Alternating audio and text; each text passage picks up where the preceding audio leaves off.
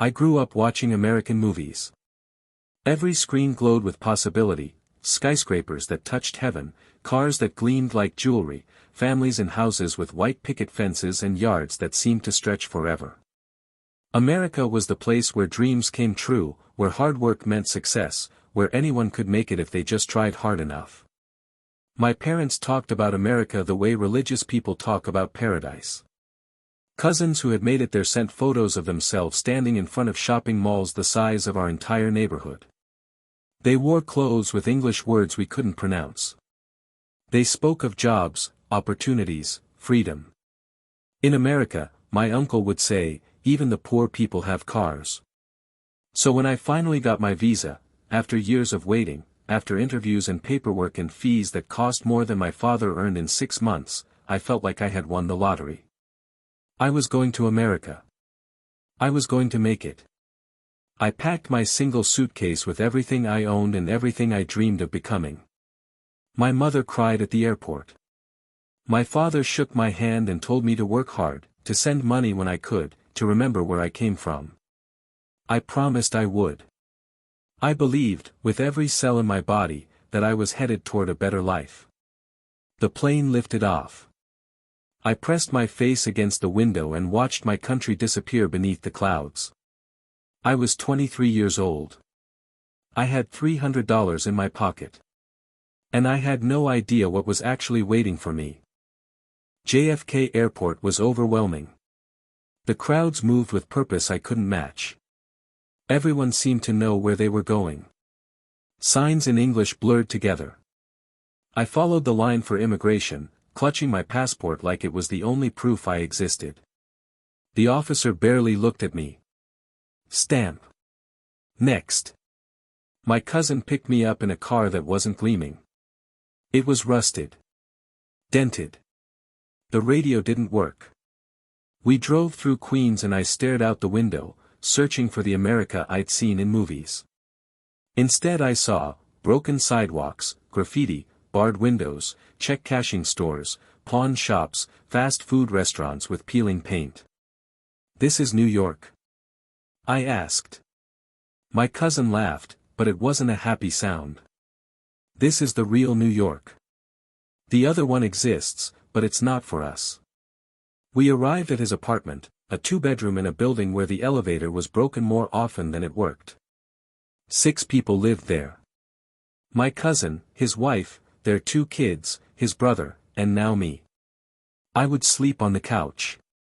Rent was $2,100 a month.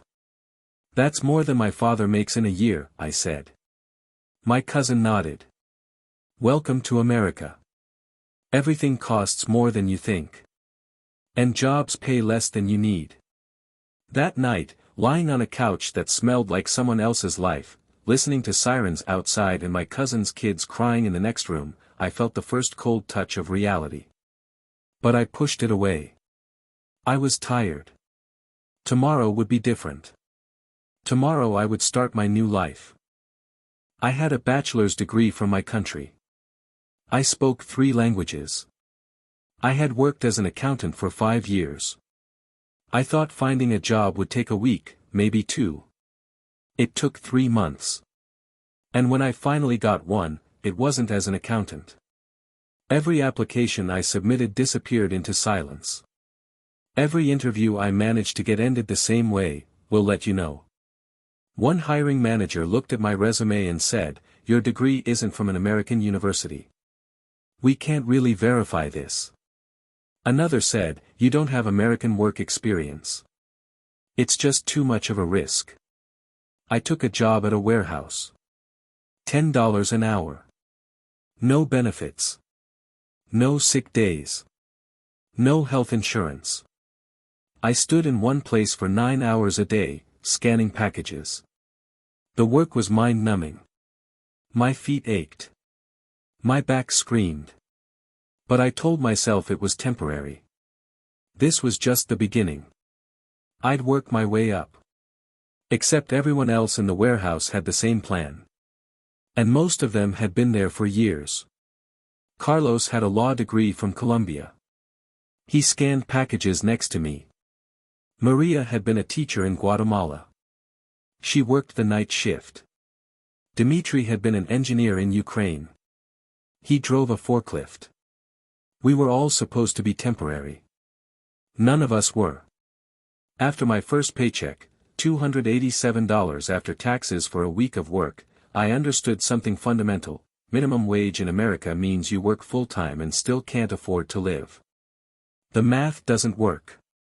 It never did. Within 2 months, I learned the real cost of living in America. Rent, $2,100 split among 6 people equals $350 for me. Food, $200 a month if I ate mostly rice, beans, and whatever was on sale. Transportation, $127 for a monthly MetroCard. Phone, $50 for the cheapest plan. That's $727 before I'd bought soap, paid for laundry, or sent a single dollar home to my family. I was making about $1,150 a month. After rent and basics, I had $423 left. Except I didn't. Because there were always other costs. The warehouse required steel-toe boots, $65. My cousin's electricity bill went up because I was living there, I owed another $40. My mother called crying because my sister needed books for school, $100 sent home. My tooth started aching. I needed a dentist. Without insurance, just the consultation was $200. I went to a community clinic instead and waited 4 hours to be told I needed a root canal that would cost $1,500. I didn't get it. I lived with the pain. Every time I did the math, I came up short.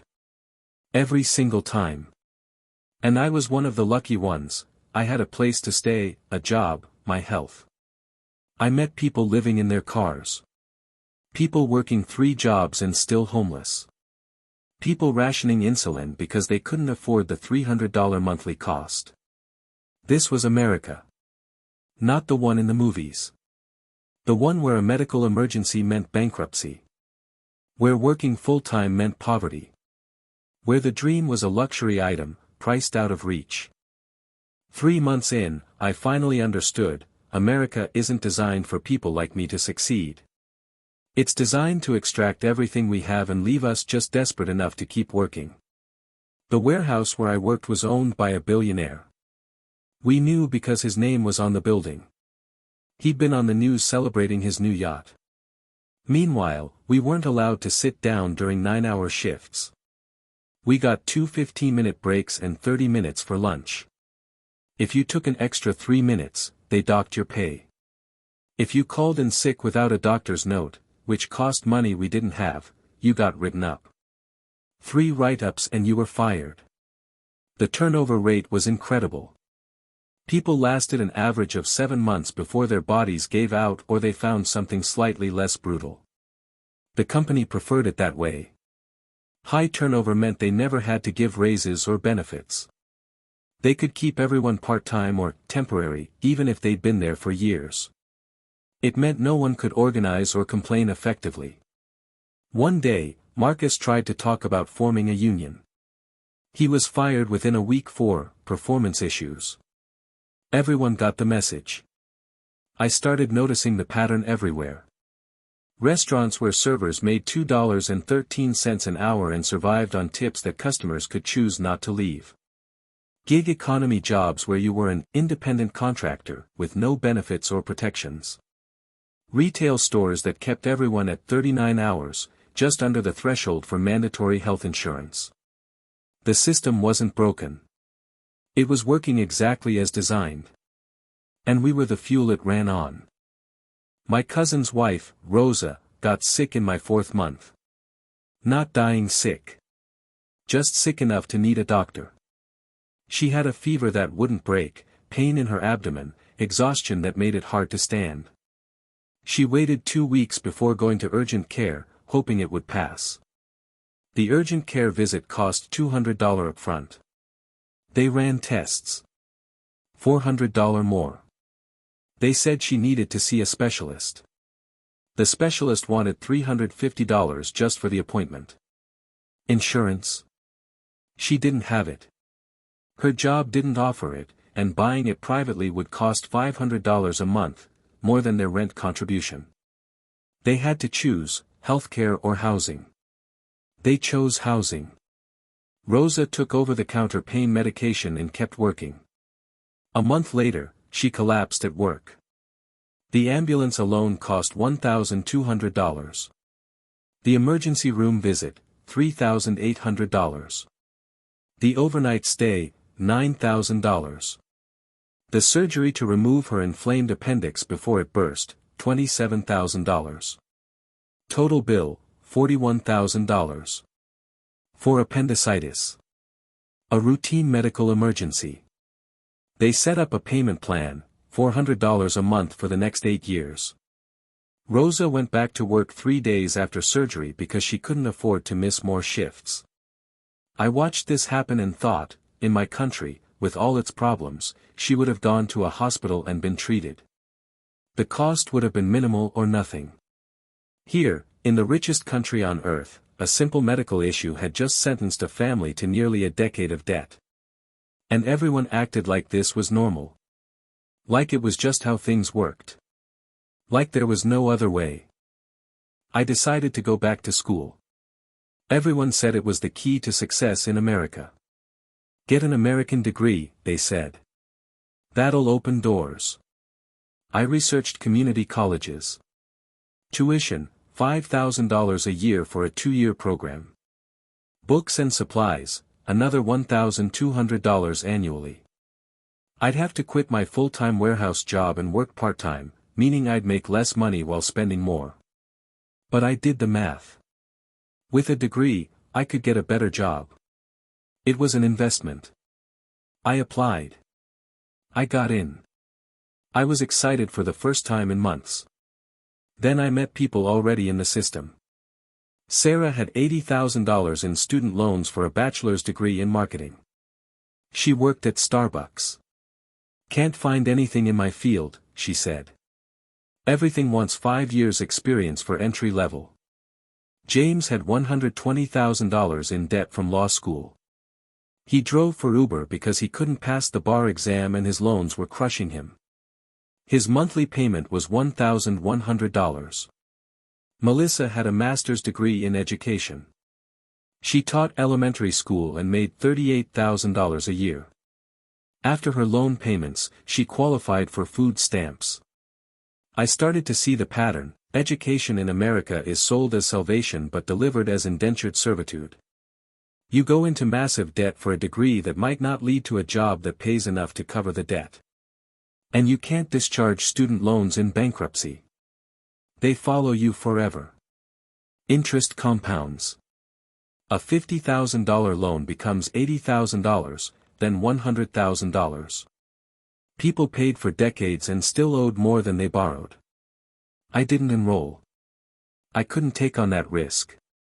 Which meant I was stuck in the warehouse, which meant I couldn't advance, which meant I'd never make enough to justify taking the risk. The trap was perfect. Elegant. Inescapable. 6 people in a 2-bedroom apartment wasn't sustainable. I wanted my own place. Something small. A studio. Just a room where I could close the door and breathe. I started looking. In Queens, a studio apartment cost $1,400 a month minimum. Most landlords wanted first month, last month, and security deposit up front, $4,200 just to get the keys. They also wanted proof of income. You had to earn 40 times the monthly rent annually.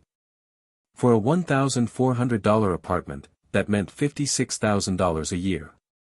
I made $13,800. I didn't qualify for a cardboard box. I looked farther out. Brooklyn. The Bronx. Jersey City. Same story. Everything was either unaffordable or uninhabitable. I saw apartments with black mold, broken windows, no heat. Landlords asking $1,200 for places that should have been condemned. And people took them because there was no choice. I met families, working families, people with jobs, living in shelters because they couldn't afford rent. I met people paying $800 a month to rent a bed in a room they shared with 3 other people. Literally a bed. Not even a room. Meanwhile, I'd walk through Manhattan and see luxury condos sitting empty. Investment properties owned by foreign millionaires who'd never even visit. Entire buildings serving as safety deposit boxes for global wealth while people slept on the subway. The math was simple and brutal. Housing was treated as a commodity to extract maximum profit, not a human need to be met. And there were more empty homes in America than homeless people. But connecting those dots would require seeing people as more valuable than profit. That wasn't how the system worked. I learned quickly that America runs on debt. Not having money isn't the problem. Not having credit is. My cousin explained it on a Sunday afternoon while we sorted through his bills. Everything here requires credit, he said. Want an apartment? Credit check. Want utilities turned on? Credit check. Want a phone plan? Credit check. Even some jobs check your credit. I had no credit. I'd never borrowed money in my life. In my country, that was responsible. Here, it made me invisible. Risky. Unreliable. To build credit, I needed a credit card. But to get a credit card, I needed credit. The solution?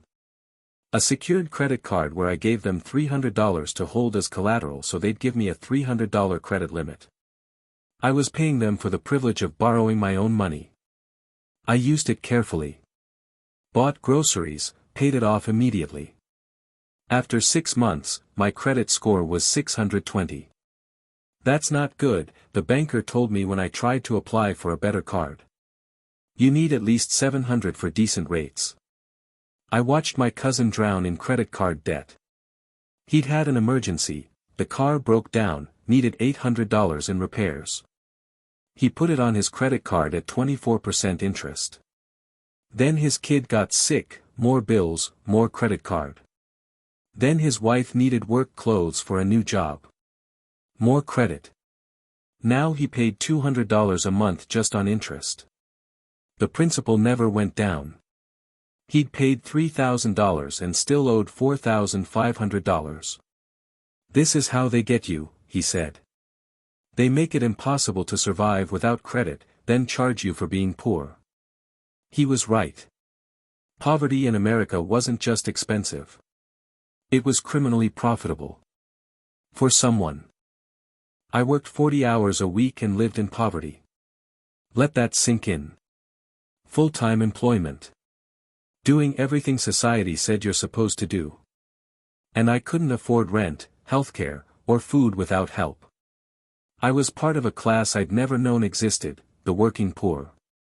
We were everywhere, invisible. We served you coffee, stocked your shelves, delivered your packages, cleaned your offices at night.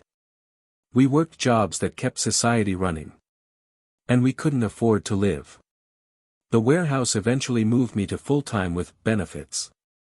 Health insurance cost $200 a month with a $5,000 deductible. Which meant I paid $200 monthly for insurance that wouldn't cover anything until I'd already spent $5,000. If I got seriously sick, I was still bankrupt. Just slower. I qualified for food stamps, $195 a month. The application process was humiliating. They wanted pay stubs, bank statements, proof of residence. I sat in a government office for 4 hours to be interviewed by a caseworker who seemed personally offended that I needed help. You work full-time, she said, like it was an accusation. Why can't you afford food? Because the math doesn't work, I wanted to scream. Because minimum wage hasn't kept up with inflation in 40 years. Because housing costs have tripled while wages stagnated. Because this whole system is designed to grind us down. But I just nodded and took my EBT card. I used it at the grocery store and felt people's eyes on me. Judgment. Like I'd failed. Like this was my fault. No one looked at the system. Everyone blamed the person. Americans love to talk about social mobility. Pull yourself up by your bootstraps. Work hard and you'll succeed. Rags to riches. The self-made man. I believed it too. Until I looked at the data. The statistics aren't just bad, they're devastating. America ranks near the bottom of developed countries in economic mobility. If you're born poor here, you're likely to die poor. It's not about hard work. Everyone I knew worked hard. Carlos worked 70 hours a week between 2 jobs and still lived paycheck to paycheck. His kids would likely end up in the same position. Not because they wouldn't work hard. Because the game was rigged from the start. Rich kids went to well-funded schools with small classes, modern textbooks, college counselors. Poor kids went to underfunded schools with 35 students per class, textbooks from 1998, and metal detectors at the door. Rich kids had tutors, test prep, internships arranged through family connections. Poor kids had jobs at 16 to help pay rent. Rich kids graduated college debt-free with their parents' help. Poor kids, if they went at all, graduated with crushing loans. Rich kids had safety nets, family money for emergencies, connections for jobs, lawyers when they got in trouble. Poor kids had nothing. One mistake, medical emergency, car accident, lost job, meant catastrophe. The American dream wasn't dead. It had never existed. It was marketing. A story we told ourselves to justify inequality. If you're poor, you didn't work hard enough. It absolved the system. Blamed the victim. Kept everything exactly as it was. And I'd believed it. I'd come here thinking hard work would be enough. I was so naive it hurt. Year 2 in America, I started paying attention to wealth. Real wealth. Not doing well, wealth. World-breaking, economy-warping wealth. My warehouse job was owned by a man worth $180 billion. With AB. I couldn't even conceptualize that number. While we worked in 95-degree heat because the air conditioning was too expensive, he bought a $500 million yacht. While we fought for bathroom breaks, he spent $5.5 billion on a vanity space project. The math was obscene. His wealth increased by $80 million per day. That's $3.3 million per hour. $55,000 per minute. More than I made in a year. Every minute. While he slept. The entire warehouse staff, 400 people, made a combined $5.5 million annually. He made that in an hour. We created his wealth. Our labor, our bodies, our time. But we saw none of it. And somehow, we were told to be grateful for the jobs. This wasn't just one billionaire.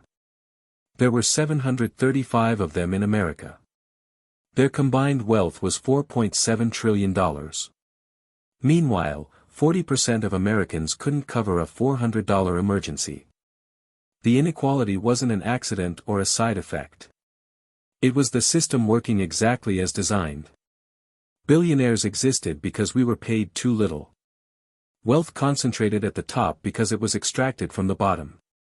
Every dollar they hoarded was a dollar someone else needed for rent, for food, for medicine. But we weren't supposed to talk about this. Questioning wealth inequality was class warfare.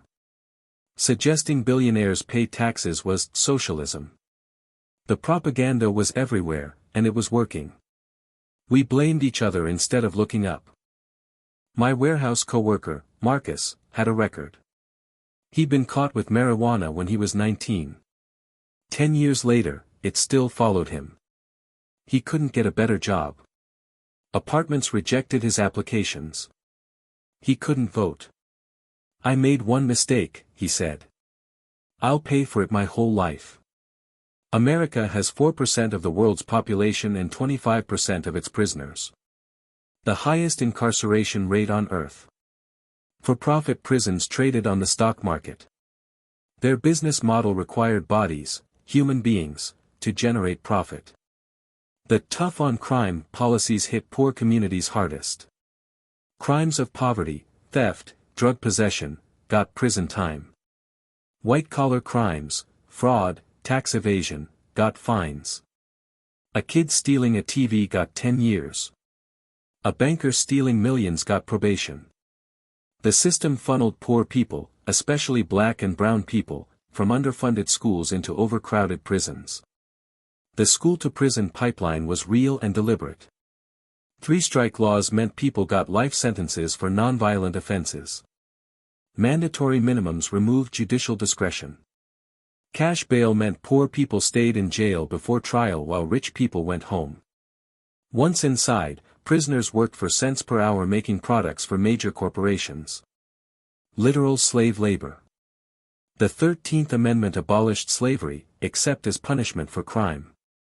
That exception was the foundation of a multi-billion-dollar industry. And when people got out, they couldn't vote, couldn't get jobs, couldn't access housing. They'd served their time but the punishment never ended. Recidivism was almost guaranteed. Which was the point? The system needed prisoners. It was profitable. I finally understood, America didn't have a crime problem. It had a poverty problem it solved with prisons. Everything in America was designed to keep poor people poor and make rich people richer. It wasn't a conspiracy. It was just policy. Take taxes. I paid 20% of my income. The warehouse owner paid 11%. His effective tax rate was lower because capital gains, profit from investments, were taxed less than labor. The system rewarded wealth over work. Meanwhile, sales tax, the most regressive tax, hit poor people hardest. When you spend every dollar you earn just to survive, you're taxed on 100% of your income. Rich people saved and invested most of theirs. Untaxed. Or look at fees. My cousin got a $35 overdraft fee because his account went negative by $4. He paid $35 to borrow $4 for 2 days. That's an interest rate of over 15,000% annualized. Banks made $15 billion a year in overdraft fees. Overwhelmingly from poor people. Payday loans charged 400% interest. Check cashing services took 3% of every paycheck. Rent-to-own furniture cost triple the retail price. Being poor was expensive. Every system charged us more for being broke. And when you lived paycheck to paycheck with no savings, one emergency destroyed you. Medical bill. Car repair. Lost job. Eviction. Bankruptcy. Homelessness. The descent was fast and brutal. Meanwhile, the rich got richer through compound interest, investment returns, property appreciation, tax breaks, subsidies, inheritance. Wealth generated wealth automatically. Poverty generated more poverty just as automatically. And we were told it was fair. That everyone had equal opportunity. That if you just worked harder, saved more, made better choices, you'd make it. But the game had different rules for different classes. And the house always won. Year 3, I finally got what Americans called good health insurance through a better job. Premium, $300 a month. Deductible, $3,000. Out-of-pocket maximum, $8,000. This was considered excellent coverage. I got sick. Really sick. Pneumonia. I tried to wait it out because I was terrified of the cost. My fever hit 104 degrees Fahrenheit.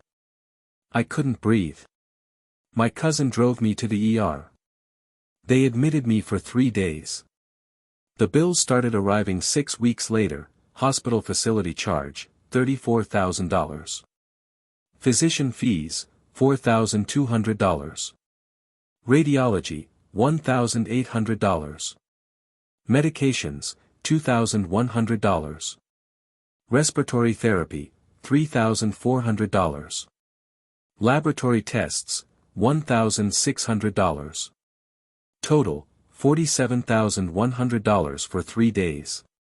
After insurance, adjustments, and negotiations, $9,200. I owed $3,000 deductible plus 20% coinsurance, $4,240. For pneumonia. For an illness that would have killed me without treatment. My entire savings, 2 years of sacrifice and budgeting, gone. I set up a payment plan, $200 a month for 2 years. And I was lucky. I had insurance. Millions of Americans had none. They just died or went bankrupt. 530,000 families filed bankruptcy due to medical debt each year. In America. The richest country in human history. I met a diabetic rationing his insulin, taking half doses to make it last. Insulin cost $5 to produce and sold for $300. He died 3 months later. His name was Thomas. He was 27. I met a cancer patient choosing between treatment and keeping her home. She chose her home. She wanted her kids to have somewhere to live after she died. She was 41. This wasn't healthcare. This was barbarism dressed in bureaucracy. And every politician who defended this system had blood on their hands. What surprised me most about America was the loneliness. Not mine alone, everyone's. People lived isolated lives, atomized, cut off from community and connection. They worked long hours, commuted in cars alone, came home exhausted, watched TV, slept, repeated. Neighborhoods had no sidewalks. Strip malls replaced town squares. People knew their Amazon delivery driver better than their neighbors. This was by design. Community was dangerous to the system. When people connected, they organized. They demanded better. They supported each other outside the market economy. Isolation kept you consuming. Lonely. Buy something. Depressed. Buy something. Need connection. Buy an app subscription. Every human need had been monetized. Therapy cost $200 an hour. Friendship could be purchased through hobby classes at $35 per session. Dating apps charged for basic features. The elderly were warehoused in for-profit nursing homes rather than integrated into community life. Single parents struggled without village support because the village had been demolished. Young people moved for work, leaving family and friends, then paid for virtual substitutes. The suicide rate was climbing. So was addiction. Mental health was a crisis. But instead of addressing the conditions that created these problems, isolation, overwork, inequality, hopelessness, America sold pills. Antidepressants. Anti-anxiety meds. Sleeping pills. A $50 billion pharmaceutical industry profiting from despair. I thought I'd come to a place of opportunity and freedom. Instead, I'd found an efficient machine for converting human beings into profit. And the loneliness was part of the mechanism. Keep people isolated. Keep them consuming. Keep them too tired and atomized to imagine alternatives. It was working perfectly. 3 years in America, I noticed the waste. The incredible, almost aggressive wastefulness of it all. Single-use everything. Plastic bags, plastic bottles, plastic utensils, plastic packaging. Food waste on a scale I couldn't comprehend, restaurants throwing away hundreds of pounds daily while people went hungry. Fast fashion, clothes worn once, discarded, replaced. Planned obsolescence, phones, appliances, electronics designed to break so you'd buy new ones. Suburban sprawl requiring cars for everything. Energy consumption per capita higher than anywhere else on Earth. This wasn't just culture. It was economic model. Growth required consumption. Consumption required waste. Waste required more production. The cycle was unsustainable, but stopping it would crash the economy. So nobody stopped it. Climate change. America was 4% of world population producing 15% of emissions. But the conversation wasn't about reducing consumption or restructuring the economy. It was about buying electric cars, which still required rare earth mining and fossil fuel electricity grids, and recycling, which mostly didn't happen. Only 9% of plastic ever got recycled. Meanwhile, oil companies knew about climate change since the 1970s. They buried the research and spent billions on propaganda. Politicians took their money and blocked action. And poor people would suffer most from rising seas, extreme weather, crop failures, and climate migration. The rich would buy their way into safety. The system was killing the planet the same way it was killing people, by design. Profit today mattered more than survival tomorrow. Quarterly earnings reports mattered more than our children's future. And anyone who questioned this was dismissed as unrealistic, naive, anti-business. The propaganda was so complete that we'd internalized it. We policed each other. Individual responsibility, we said, while corporations destroyed the environment at industrial scale. I was complicit too. I needed cheap food. I learned quickly that American politics was performance, not democracy. Every 4 years, the country erupted in theatrical outrage. Red versus blue. Left versus right. Each side convinced the other was destroying America. And nothing fundamental ever changed. Why? Because both parties served the same masters, corporations and the wealthy. Campaign finance was legalized bribery. Citizens United, a Supreme Court case, ruled that money was speech and corporations were people. Billionaires and companies could spend unlimited amounts on elections. Politicians needed corporate money to run. Once elected, they wrote laws that favored their donors. The revolving door was blatant. Politicians became lobbyists, lobbyists became politicians, regulators joined the industries they'd regulated. Healthcare reform became a giveaway to insurance companies. Financial reform after 2008 was written by the banks themselves. Tax policy was designed by the wealthy for the wealthy. The game was rigged. Voters could choose between two corporate parties with slightly different branding. Real change, universal healthcare, living wage, affordable housing, serious climate action, was too radical or economically impossible. Meanwhile, trillions for military spending passed without debate. Billions in corporate subsidies were routine. Tax cuts for billionaires were always affordable. The message was clear: money for war and wealth, austerity for everything else. And the theater distracted us. While we fought over culture war issues, important issues, real issues, the wealth transfer continued. While we argued about pronouns and flags, they gutted regulations and cut services. The division was functional. It kept us from organizing around shared material interests. As long as we fought each other, we wouldn't look up. The system counted on it.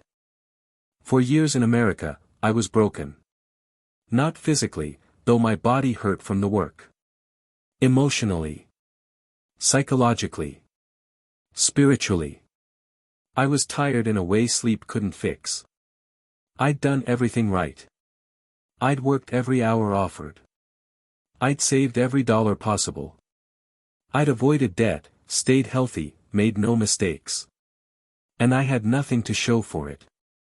No savings. No home. No security. No future. Just exhaustion and the knowledge that I'd probably die in the same warehouse where I'd started. The people around me felt it too. You could see it in their eyes. The resignation. The quiet rage. The deadness. We were living but not alive. Working but going nowhere. The dream they'd sold us was a lie, and we'd finally realized it. But what could we do? The system was too big. Too entrenched. Too defended. Protests were ignored or crushed. Unions were broken. Reforms were blocked. The few politicians who promised change were marginalized or corrupted. Individual action was meaningless. Voting changed nothing fundamental. The machine kept grinding whether we consented or not. Some people turned to drugs. Opioids, alcohol, whatever numbed the pain. The opioid crisis was really a despair crisis, people self-medicating against a reality they couldn't escape. Some people found religion or ideology, something to give meaning to suffering. Some people just kept their heads down and endured. And some people, not many, but enough to notice, started asking dangerous questions. What if the system can't be reformed? What if it's working exactly as designed and needs to be replaced entirely? What if the problem isn't bad policies but the underlying structure itself? I didn't have answers. But I'd stopped believing in America. The myth was dead. The empire had no clothes. And once you saw it, you couldn't unsee it. Looking back now, I realize the title of this story is wrong. I didn't understand when I landed. It took years. But eventually, I did understand. We never had a chance. Not me specifically. All of us. The working class. The immigrants. The poor. The middle class clinging desperately to a status that was eroding beneath them. The game was rigged from the start. The American dream was marketing for a system that required most people to struggle so a few could thrive. Social mobility was statistically rare but ideologically necessary, just frequent enough to maintain the myth but uncommon enough to maintain inequality. The system needed us to believe success was possible if we just worked harder. That belief kept us compliant. Accepting low wages. Tolerating bad conditions. Blaming ourselves when we didn't make it. The truth was simpler and darker. The system worked by extracting maximum value from human beings while returning minimum compensation. It monetized everything: healthcare, education, housing, even water. It privatized profit and socialized risk. It rewarded wealth and punished poverty. And it maintained itself through propaganda so sophisticated we'd internalized it. We believed we lived in a democracy while oligarchs made the decisions. We believed we were free while drowning in debt. We believed in opportunity while watching social mobility die. We believed in meritocracy while inheritance and connections determined outcomes. The lie was beautiful and complete. And I'd believed it. I'd come to America thinking it was the promised land. Instead, I found the most successful experiment in exploitation in human history. Dressed in flags and freedom and rhetoric about hard work. But underneath? Just a machine. Efficient, ruthless, unsustainable. Devouring people and planet for profit.